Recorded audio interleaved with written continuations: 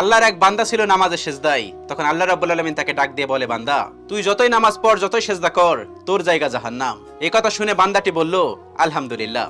আল্লাহ তখন বলে, এই বান্দা, জাহান্নামের কথা শুনে কেউ আলহামদুলিল্লাহ কয়? বান্দা তখন বলে, আল্লাহ, জাহান্নামের মালিকও তুমি, জান্নাতের মালিকও তুমি।